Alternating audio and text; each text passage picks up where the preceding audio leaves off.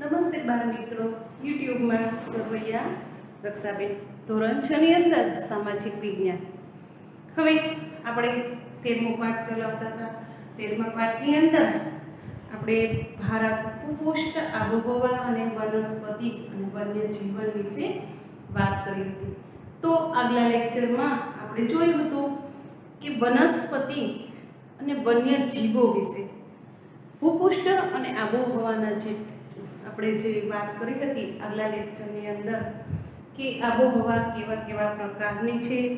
તો આબોહવા જુઓ, પછી આબોહવાની દ્રષ્ટિએ ઋતુના પ્રકાર પડે છે 4, એ પણ જોયું. ત્યાર પછી વનસ્પતિ, તો કે વનસ્પતિ તો એની અંદર ભારતની અંદર વનસ્પતિ છે એ કેવા પ્રકારની છે, ચારેય દિશાની અંદર અલગ અલગ વનસ્પતિ જોવા મળે છે. આ ઉપરાંત વનસ્પતિના પ્રકારો વિશે વાત કરી હતી, બરોબર. તો પ્રકારોની અંદર આ વનસ્પતિ એટલે કે જંગલોના પ્રકાર.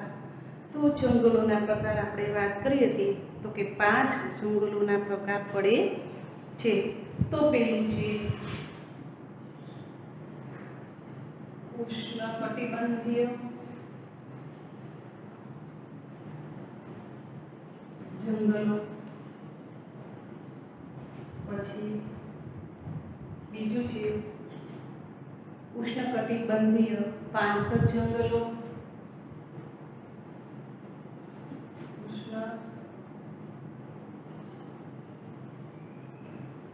પાનખર જંગલો, સૂકા અને ઝાંખરાવાળા જંગલો,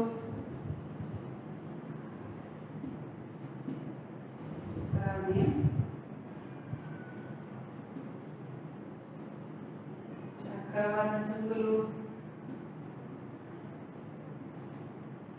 ચોથું છે તો કે પાનખર જંગલો જેને આપણે કહીએ છીએ તે તો કે પર્વતીય જંગલો,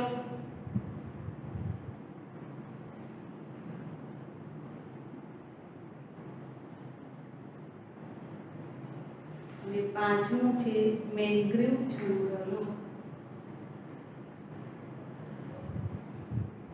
મેંગ્રોવ જંગલો, આ 5 જંગલોના પ્રકાર વિશે આપણે વાત કરી કે તમને કોઈ પ્રશ્ન પૂછે કે જંગલોના પ્રકાર કેટલા છે, જંગલ એટલે શું, જંગલોના પ્રકાર જણાવો, તેના વિશે માહિતી લખો, એવું તમને પ્રશ્ન પૂછાય તો જંગલો એટલે શું એ તમારે લખવાનું.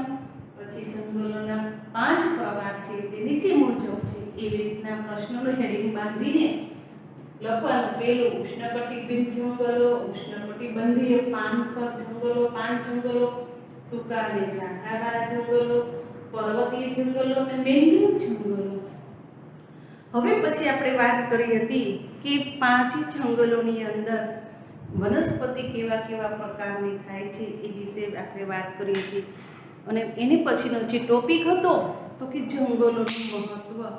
તો જંગલોનું મહત્વ શું છે એ પણ આપણે વાત કરી હતી. તો કે જંગલોનું મહત્વ, જંગલો એ વ્યક્તિ માટે કેટલા મહત્વના છે, જંગલો ભારત માટે કેટલા મહત્વના છે, વ્યક્તિનું જીવન છે એ જીવનની અંદર આપણે જે પ્રકાર જોયા, સંસાધનની અંદર આપણે વાત કરી હતી કે કુદરતે જે વસ્તુ આપણે બક્ષિત કરી છે એની અંદર આ વનસ્પતિ છે, આ જંગલ છે એ પણ મહત્વનું ભારત માટે આગવું એક પરિબળ પૂરું પાડે છે. તો આ જંગલ છે, જંગલમાંથી આપણને અનેકવિધ ઔષધિઓ પ્રાપ્ત થાય છે, અનેકવિધ લાકડું પૂરું પાડે છે જુદી જુદી વનસ્પતિમાંથી, અને કેટલું લાકડું છે બળતણ તરીકે પણ ઉપયોગમાં લેવાય છે. તો આ જંગલ છે એ જંગલનું મહત્વ આપણે વ્યક્તિઓ માટે શું મહત્વનું છે, ભારત દેશ માટે શું મહત્વનું છે, આ ઉપરાંત આપણે એને સંરક્ષણ કરવા માટે એટલે કે એની જતન કરવા માટે આપણે શું શું કરવું જોઈએ તે વિચાર કરીએ. તો પહેલા તો જંગલ વ્યક્તિ માટે શું મહત્વનું છે, માનવ માટે આ લાકડું છે એટલે કે વનસ્પતિ છે એ માણસ માટે કેટલી ઉપયોગી છે, તો એની અંદર એના ફાયદા આપ્યા છે અને ગેરફાયદા પણ આપ્યા છે. હવે આપણે બંને જોવાનું છે. પર્યાવરણની દ્રષ્ટિએ જંગલો શું મહત્વ ધરાવે છે એ પણ જોવાનું છે. તો પર્યાવરણની દ્રષ્ટિએ જુઓ તો તેના ફાયદા કેટલા છે? તો કે વાતાવરણને શુદ્ધ રાખે છે. જંગલો એ વાતાવરણને શુદ્ધ રાખે છે. બીજું, જંગલો એટલે કે વનસ્પતિ વરસાદ લાવવામાં મહત્વનું કાર્ય કરે છે, એટલે કે મહત્વનું કાર્ય કરે છે. તો હવે આપણે આ જંગલોનો પ્રકાર શીખી ગયા પછી હવે આપણે એના જંગલ કે જે ફાયદા છે એ વિશે આપણે વાત કરીએ. તો એના એક ટોપિક છે એ તમને 2-3 માર્ક્સમાં પણ પૂછી શકે. તો આપણે હવે જોઈએ પર્યાવરણ મેઇન ટોપિક અહીંયા જુઓ, વનસ્પતિના પર્યાવરણ તરીકેના ફાયદા. બરાબર, આવો પ્રશ્ન તમને પૂછશે.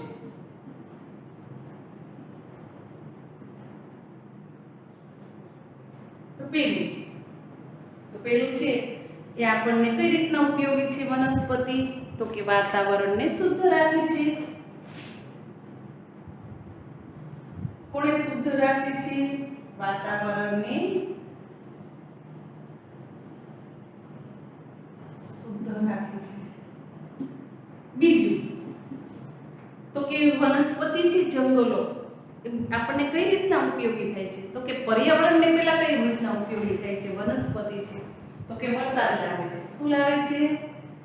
વરસાદ લાવે. તમારે પેપર લખો તો આ રીતના ટોપિક જ લખવાના છે, ફકરાની જેમ લખવાનું નથી. પછી જમીનનું ધોવાણ થતું, વનસ્પતિ એ જમીનનું ધોવાણ થતું અટકાવે છે. વનસ્પતિ જમીનનું ધોવાણ થતું અટકાવે છે. પછી ચોથું શું છે? તો કે વન્યજીવોને કુદરતી આવાસ મળી રહે છે. જો આવાસ એટલે કે ઘર, આપણે માણસ છે એ તો ઘર બનાવીને એટલે કે રહી શકીએ છીએ, પરંતુ પશુ પંખીઓ અને વન્ય પ્રાણીઓ છે એને ક્યાં ઘર બનાવવાનું હોય? જમીન ઉપર તો થોડા રહે. તો એક પશુ પંખીઓ કોઈ બચ્યા જ ન હોય, જમીન ઉપર રહેતા હોય તો મારો બાંધીને આપણે રહેવા દઈએ ને કોઈ? તો આ પશુ પંખીઓ છે, વન્ય જીવો છે એ બધા આ વનસ્પતિ ઉપર પોતાના મારા બનાવે છે અને વન્ય પ્રાણીઓ છે એ પોતે જંગલમાં રહી શકે છે. જો એ આપણી જોડે રહે તો કેવી હાલત હોત આપણે કયો? તો આને માટે એ વનસ્પતિ છે એ વન્ય જીવો માટે કુદરતી આવાસ પૂરું પાડે છે. વન્ય જીવો માટે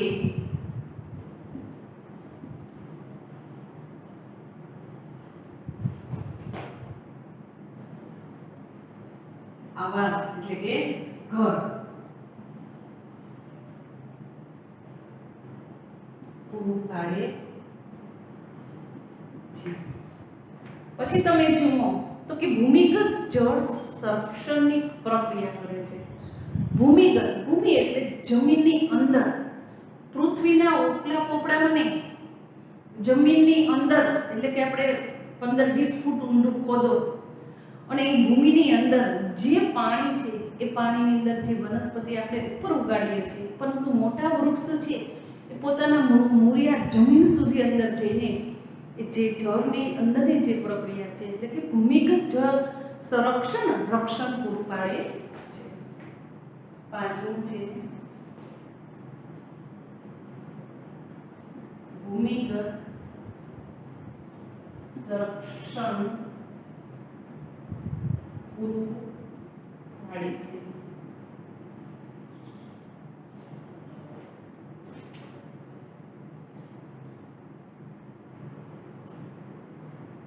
બરાબર, આ પાંચે ટોપિક છે એ કોણ છે? વનસ્પતિના પર્યાવરણ તરીકેના ફાયદાઓ. તો આ વનસ્પતિ છે પર્યાવરણ તરીકેના ફાયદાઓ જોઈએ આપણે કે વનસ્પતિ આપણને ક્યાં ક્યાં ફાયદો કરાવે છે, પરંતુ આ બધી જ વનસ્પતિ આર્થિક રીતે પણ આપણને ઉપયોગી છે. જેવી રીતે જે આપણને કુદરતી જે બક્ષિસ આપેલી છે ભગવાને, અને એમાંથી પણ આપણને જે આ ફાયદા થાય છે એ જોયા. તો હવે તમે જુઓ આર્થિક રીતે કઈ રીતના આપણને ઉપયોગી છે કે માણસના જીવન સાથે પર્યાવરણ છે એ કઈ રીતના ઉપયોગી છે. હવે આપણે એના ટોપિક જોઈએ. જો આ ટોપિક મેં લખ્યા છે એ જ રીતના તમારે પ્રશ્ન પૂછાય ત્યારે આ જ રીતના તમારે એક ટોપિક લખવાનો છે. ફકરાની જેમ ક્યારેય લખવાનું નથી. પરીક્ષામાં કોઈ પ્રશ્ન તમને પૂછાય તો આવી રીતના ટોપિકથી જ લખવાનું છે. હવે વનસ્પતિના ટોપિકમાં જોઈએ વનસ્પતિના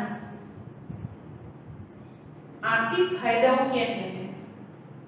ઓલા હતા પર્યાવરણ ફાયદા હતા, આર્થિક ફાયદાઓ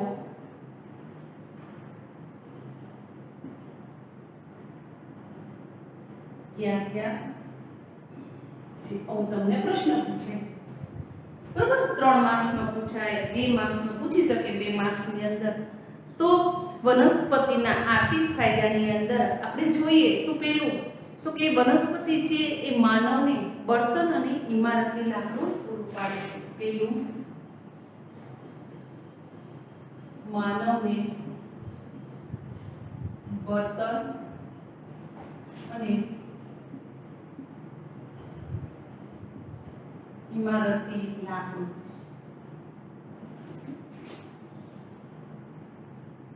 પૂરું પાડે છે. બરાબર. પછી બીજું તો કે બીજું શું છે, વનસ્પતિ છે તો આજે આપણે બળતણ તરીકે વનસ્પતિનો ઉપયોગ કરી શકીએ છીએ, અને ઇમારતી લાકડું મકાન બનાવવા માટે, આ ઉપરાંત ફર્નિચર માટે પણ લાકડું ઉપયોગી પાડે છે. બીજું તો કે ઔષધિઓ આપે છે આપણને. શું આપે છે? ઔષધિઓ આપે છે. પછી ત્રીજું તો કે લાકડું વનસ્પતિ આપણને ત્રીજી કઈ રીતના ઉપયોગી છે તો કે ઉદ્યોગો માટે કાચો માલ આપે છે. શું આપે છે? ઉદ્યોગો માટે કાચો માલ આપે છે. પછી છે ચોથું તો કે ચોથું કઈ રીતના ઉપયોગી છે તો કે ઘાસચારો પશુઓ માટે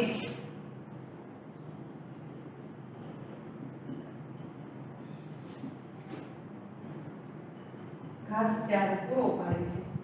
જો આ વનસ્પતિ ન હોય તો પશુઓ શું ખાત? તમે વિચાર કરો.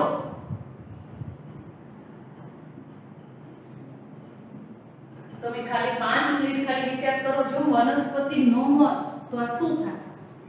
આ જે વનસ્પતિ છે તો આપણે ખેતી કરી, અને ખેતી કરીને આપણે અનાજ આતે તો કે માનવ, પશુ પંખીઓ, જીવજંતુ બધા વનસ્પતિ ઉપર આધારિત છે. આ ઘાસચારો છે એ વનસ્પતિ પશુઓ માટે પૂરો પાડે છે.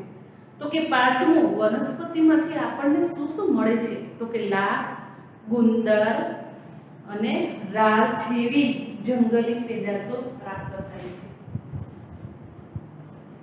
લાખ, રાળ અને ગુંદર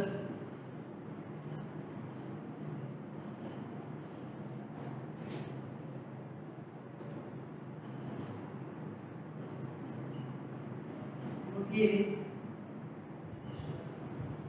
પ્રાપ્ત થાય છે. આ બધું શેમાંથી પ્રાપ્ત થાય છે? વનસ્પતિમાંથી. તો અહીંયા આપણે જંગલોનું મહત્વ 2 રીતના જોયું. તો કે પહેલું છે પર્યાવરણ ફાયદા, અને બીજું હતું તો કે આર્થિક ફાયદાઓ. માણસને આર્થિક ફાયદાઓની દ્રષ્ટિએ વનસ્પતિ કેવી રીતના ઉપયોગી છે એ વસ્તુ આપણે 2 પ્રશ્ન અહીંયા જોયા. તો હવે તમારે એક પ્રોજેક્ટ પ્રવૃત્તિ જેને કહેવાય છે તો કે પાના નંબર 86 ઉપર તમે જુઓ, તમે બધાને પાઠ્યપુસ્તક ખુલ્લું જ હશે એટલે 86 ઉપર જુઓ કે તમારી આજુબાજુ જે વૃક્ષો, વિવિધ વૃક્ષો ઉગે છે, અને એ કયા વૃક્ષો એવા છે કે ઔષધીય ઉપયોગમાં આપણે લઈ શકીએ. એ જે આપણે આજુબાજુ એરિયાની અંદર અથવા વિસ્તારની અંદર જે વનસ્પતિ ઉગી છે એમાંથી આપણે શોધવાના છે કે કઈ વનસ્પતિ એવી છે કે ઔષધ તરીકે આપણને ઉપયોગી છે. તો ઔષધ તરીકે તમે જુઓ તો આપણે ઘરે ઘરે તુલસીના પાન છોડ તો હોય જ છે બધાને. તો તુલસી આપણને કેટલી ઉપયોગી છે એ તો બધાને ખબર છે ને કે તુલસી છે, તુલસીમાંથી ઘણી બધી વસ્તુઓ બને છે. શરદી ઉધરસ ખાંસી માટે, આરોગ્ય માટે એ તુલસી છે એ ખૂબ જ ઔષધિ તરીકે ઉપયોગી છે. પછી લીમડો લ્યો, પછી અરડુસીના પાન લ્યો, હળદર લ્યો, તો આ બધું આપણને શું છે તો કે બધી વનસ્પતિ છે એ બધી વનસ્પતિ આજુબાજુ જ્યાંથી આપણને મળે એના નામ લખીને આપણે એના વિશેના જે ફાયદા આપણને થાય છે એ આપણે એક પ્રવૃત્તિ અથવા ચાર્ટની અંદર લખવાનું છે. પછી સારાની કઈ ચીજો જંગલમાંથી મળતા કાચા માલમાંથી બનેલી છે અથવા તેની યાદી આપણે મિત્રો દ્વારા જૂથની અંદર બનાવવાની છે. તમે લોકો શાળાની અંદર ભણવા આવો છો ત્યારે આપણા શાળાની અંદર જે કંઈ ફર્નિચર છે, બારી બાયણા, બેન્ચ, ખુરશી, ટેબલ, જે કંઈ ફર્નિચર છે, કબાટ, તો આ બધું જ ફર્નિચર છે એ આપણે જંગલમાંથી કયા જંગલમાંથી કયા લાકડામાંથી આ વસ્તુ બને છે તો કે સાગ, દેવદાર, ચીડ, લીમડો, મહુડી, આ બધા જે વૃક્ષો છે એ કઈ વૃક્ષમાંથી આ ફર્નિચર બનાવેલું છે એની યાદી આપણે એક તૈયાર કરવાની છે. પછી ત્રીજું છે કે જંગલોનો વિનાશ ન થાય અને જંગલોનો વિનાશ કેવી રીતે જંગલોનો વિનાશ થતો હોય એવી પરિસ્થિતિની અંદર તેની અસરો વિશે આપણે એક વક્તૃત્વ સ્પર્ધા આયોજન કરવાનું છે. અને આ આયોજન છે એ કોઈ મોટા પાયા ઉપર, એટલે કે જેથી કરીને તમામ વિદ્યાર્થીઓ આના વિશે જાણી શકે કે જો જંગલોનો વિનાશ થતો હોય તો, અથવા જંગલોના લાકડા એટલે કે જંગલોનો વનસ્પતિના જે છોડ ઝાડવાઓ કાપવામાં આવે છે એના વિશે એક મોટું સંમેલન અથવા કે બાળકો વિશે અમુક સ્પર્ધાઓ યોજીને તેના વિશે દરેકને ભેગા કરીને આજુબાજુ ગામડાના અથવા બધા દરેક ગામડાની સ્કૂલના સ્ટુડન્ટ છે એ આવી રીતના મોટા મોટા આયોજન કરીને એકત્રીકરણ કરીને એ વિશેને આયોજન કરીને સમજાવવું જોઈએ કે આપણું જંગલ છે એ જંગલ છે એનો નાશ થતો અટકાવવા માટે આપણે કેવા કેવા પ્રયત્ન કરવા જોઈએ. આ ઉપરાંત આપણા દેશની અંદર જે જંગલોના વિવિધ જાતના વન્યજીવો વસે છે, તમે વિચાર કરો કે દરેક જંગલની અંદર આપણી આસપાસ જે પશુ પંખીઓ રહે છે એ આપણા એક મિત્ર જેવા બની ગયા હોય છે, આપણી સાથે રહેતા હોય છે, એને કોઈ ડર નથી હોતો. ગાય, ભેંસ, બકરી, કૂતરા, પશુ જે પંખીઓ છે એ પણ. પરંતુ અમુક પ્રાણીઓ એવા છે કે આપણેથી બીવે છે ને આપણે એનાથી બીવે છીએ. તો એ બધા પ્રાણીઓ છે એ ક્યાં છે? જંગલી પ્રાણીઓ. એ આપણી જોડે રહી શકતા નથી. તો આ જંગલી પ્રાણીઓ છે એના માટે આ જંગલ છે એ મહત્વનું કાર્ય છે.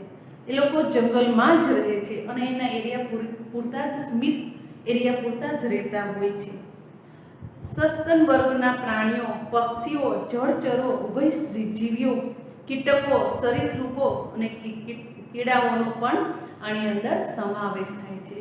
હવે તમે જ એક નાનકડું ઉદાહરણ લઈ શકીએ. દરિયાની અંદર કે મોટી મોટી નદીઓની અંદર અનેક પ્રકારના જળ પ્રાણીઓ સમાયેલા હોય છે. તો દરિયાની અંદર જુઓ તો મોટી મોટી વેલો હોય છે, માછલીઓ હોય છે કે વેલ માછલીઓ હોય, જળસાપ હોય, કેટલા બધાના કીટકો આપણને જીવજંતુઓ જોવા મળે છે.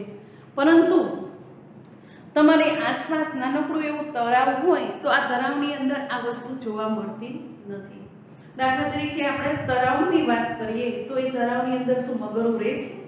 તો કે નથી રહેતી, કારણ કે એનો એરિયા સીમિત હોય છે. અમુક જગ્યાએ એ લોકો રહી શકતા નથી. એટલે કે અમુક એરિયાની અંદર એમ જંગલી પ્રાણીઓ આપણા નાનકડા ગામના આપણા એરિયા પૂરતા કે ગમે ત્યાં જંગલ જેવું હોય ત્યાં રહી નહીં શકતા, પણ મોટા મોટા જંગલ હોય ત્યાં એ પોતાના એરિયા પૂરતા જ રહેતા હોય છે.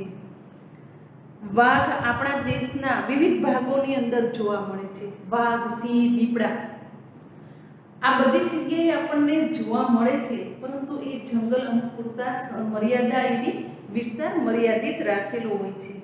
તો વાઘ છે એ આપણું રાષ્ટ્રીય પ્રાણી પણ કહેવામાં આવે છે. કેવું છે? રાષ્ટ્રીય પ્રાણી છે. આમ જંગલી બકરીઓ હિમાલય અને નીલગિરીની પર્વતમાળાની અંદર જોવા મળે છે. જો આપણે વાત કરી હતી ને કે જંગલી બકરીઓ હોય છે, તો કે ઉત્તરાખંડ પ્રદેશ હિમાલય અને ટેકરીવાળા વિસ્તારની અંદર જઈએ તો ત્યાં બકરીઓ છે અને ઘેટા છે. એ ઘેટા અને બકરીઓ છે એ વ્યક્તિના જીવનની અંદર એને રોજગારીનું પેરેક પૂરું પાડે છે. કારણ કે એ જે બકરીઓ અને ઘેટા છે ને એ હિમાલયની અંદર જ રહે છે. કારણ કે 12 માસ એ લોકો 5 એટલે કે 2-3 હજાર કિલોમીટર ઊંચાઈ એટલે કે ફૂટ ઊંચાઈ એને શિયાળાની ઠંડીમાં લઈ જાય છે. અને ત્યારે એના જે અંગ ઉપરના વાળ હોય એ વાળ છે એ એને બેરોજગારી એટલે રોજગારીનો ધંધો પૂરો પાડે છે. એની ઉપરના જે વાળ હોય છે ને ઊન અને બકરીના એ વાળ છે એ કટિંગ કરીને અને બધા વાળ એના ઉતારી કાઢે અને એના વાળની અંદરમાંથી આ જે શિયાળાની આપણી ઠંડી ઋતુની અંદર જે સાલ બનાવવામાં આવે છે એ સાલો ત્યાં મોટા પાયા ઉપર ઉદ્યોગ વિકસિત છે. આ ઉદ્યોગ છે એમાં કેટલા લોકોનો ઉદ્યોગ એની અંદર જ છે, જેને લઘુ ઉદ્યોગ કહેવાય. તો કે એ લોકોના જ્યાં હિમાલયની અંદર અમુક એરિયા એવા છે કે નાના નાના ગામ છે, તો આ ગામની અંદર આ લોકો આના થકી જ પોતાનું જીવન ચલાવે છે. અને ઘેટા બકરા હજારોની ગ્રુપની અંદર એ લોકો રાખતા હોય છે. આ ઉપરાંત જંગલી બકરીઓ હિમાલય અને નીલગિરીની પર્વતમાળાની અંદર મેં વાત કરી. પછી હાથી, એક સિંગી ગેંડો, પછી અસમના જંગલોની અંદર મુક્ત રીતે વિહારતા જોઈ શકે છે. આસામનું જે જંગલ છે, આસામના જંગલની અંદર હાથીઓ અને એક સિંગી ગેંડા છે એ મુક્ત રીતે હરીફરી શકે આપણે જોઈ શકીએ છીએ. કેરળ અને કર્ણાટક રાજ્યના જંગલો હાથીઓ માટે ખૂબ જ જાણીતા છે. આપણું કેરળ રાજ્ય છે એ ત્યાંના હાથીઓ માટે કેરળ રાજ્ય ખૂબ જ જાણીતું છે. જો હાથીઓની સંખ્યા જુઓ તો કેરળ રાજ્યની અંદર વધારે જોવા મળે છે. આ ઉપરાંત આપણા ગુજરાતની અંદર કચ્છની અંદર સુરેન્દ્રનગર અને પાટણના સૂકા ક્ષેત્રોની અંદર ઘુડખર પ્રાણીઓ પણ જોવા મળે છે. તો ગુજરાતની જગ્યાની અંદર જુઓ તો કચ્છ છે, આપણું કચ્છના 2 રણ છે, નાનું રણ અને મોટું રણ. આ રણની અંદર પણ કેટલાક અભયારણ્ય આવેલા છે. પછી જુનાગઢમાં જુઓ તો જુનાગઢની અંદર એ તમને ખબર છે ને કે સિંહ અને દીપડા અને પ્રાણીઓ માટે પ્રાણી સંગ્રહાલય આવેલું છે. આ ઉપરાંત જુનાગઢ તળેટીની અંદર આપણે જુઓ તો સિંહ છે એની માટે છૂટા મૂકવામાં આવેલા છે અને પોતે મુક્ત રીતે હરીફરી શકે છે. આ ઉપરાંત આપણે તુલસીશ્યામ જાઓ તો પણ ત્યાં સિંહ માટેના અભયારણ્ય આપણને જંગલ એક છે એનો એરિયા નક્કી કરેલો છે સરકાર દ્વારા. એ એરિયા પૂરતા એ મુક્ત રીતે હરીફરી શકે છે.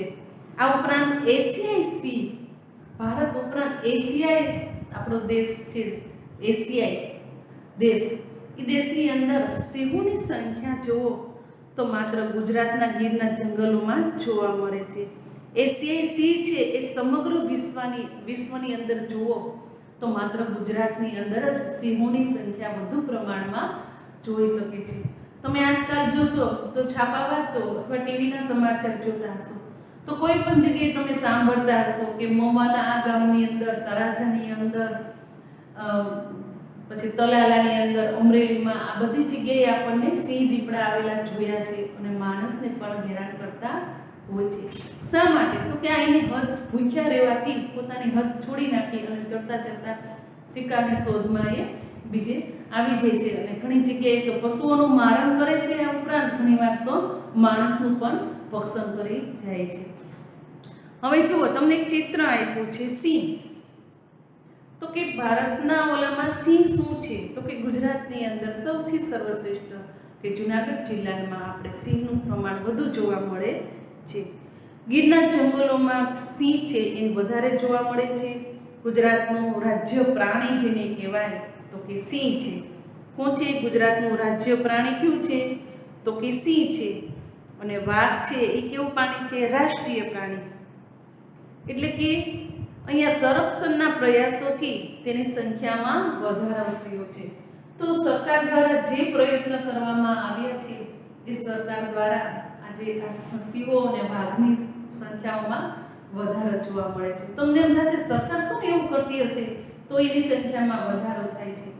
તો તમે જુઓ, સરકાર માટે અભયારણ્ય મોટા મોટા બાંધ્યા છે અમુક કિલોમીટરની ઓલાળ એરિયાની અંદર, કે એ એરિયાની અંદર આ પશુ પંખીઓ અને પ્રાણીઓ જ વન્ય રહી શકે. અને એ એરિયાની અંદર તમે જો ગયા અને કાંઈ પણ વન્ય પ્રાણીને તમે નુકસાન કરો તો એની માટે તમે કેસની પણ એટલે કે કાનૂની જોગવાઈના જે કલમો છે આપણને લાગુ પડી જાય અને આપણી ઉપર કેસ પણ થાય છે. એટલે આપણે વન્ય પ્રાણીઓને કોઈ પણ જાતનું નુકસાન પહોંચાડી શકતા નથી અને વન્ય પ્રાણીઓ છે એ મુક્ત રીતે હરીફરી શકે છે. હવે આપણે વન વિભાગ દ્વારા જઈએ, આપણે સિંહ કે દીપડા જોવાની જ્યારે ઈચ્છા થઈ હોય તો તુલસીશ્યામ અથવા જૂના એટલે કે જૂનાગઢની જે તળેટીઓ છે એમાંથી આપણને આ પ્રવાસીઓ છે એ અમુક છે એ સિંહ દર્શનના આપણને દર્શન થતા જોવા મળે છે. ભારતમાં પક્ષીની અનેક પ્રજાતિઓ જેવી કે સારસ, બતક, પોપટ, ઘોરાડ, ચીબરી, કાબર, સમડી, ગીધ અનેક જાતના પશુ પંખીઓ આકાશમાં વિહાર કરી રહ્યા છે.